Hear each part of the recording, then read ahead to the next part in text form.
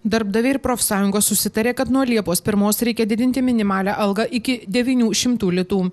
Šiuo metu minimaliai išmokama žmogui alga 678 litai. Sausio pradžioje pradėjusi šią diskusiją vyriausybė vis dar trypčioja toje pačioje abejonių vietoje. Tai turiu pasakyti, kad mes svarstysim šį klausimą, nors iš to paties verslo tenka girdėti labai skirtingų nuomonių.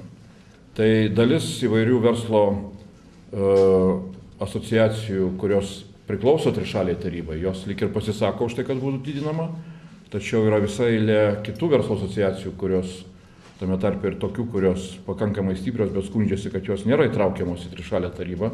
Jos sako, kad jos iš tikrųjų matytų tame gana tokiam minimalios algos didinime ganėtinai didelių problemų ir todėl turėsim toliau svarstyti. Seimo narys Andrius Šedžius sako, kad į šį klausimą, ar didinti minimalią algą Lietuvoje, jau buvo galima seniai atsakyti. Parlamentaras sako, kad pasisakymai prieš ir už minimalios algos didinimą yra suprantami, mat tai yra rimtas ekonominis sprendimas, turėsiantis įtakos ir kitiems pokyčiams.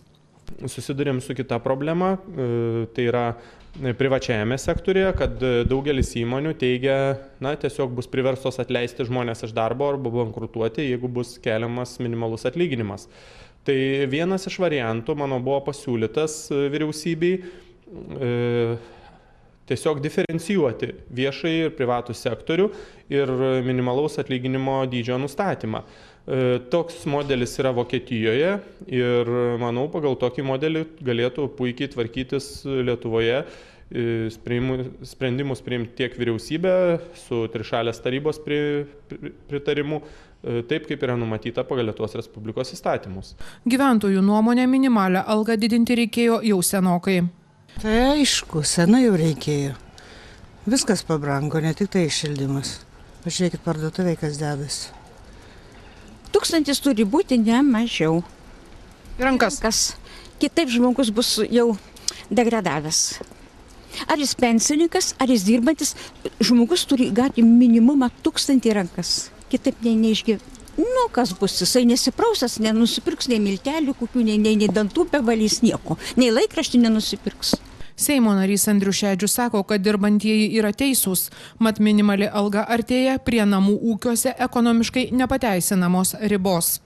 Minimalios algos didinimas yra neišvengiamas, būtinas ir reikalingas kaip oras, nes kitokio atveju tiesiog nežinau, kaip žmonėm išgyventi.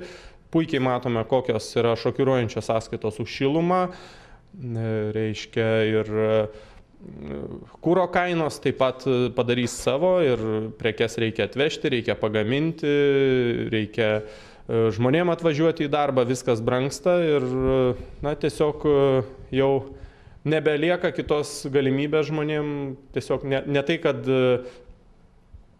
normaliai gyventi, bet apskritai išgyventi. Silva Šimkevičienė, Paulius Lebedis, Algirdas Dilinskis, Šiaulių televizijos žinios.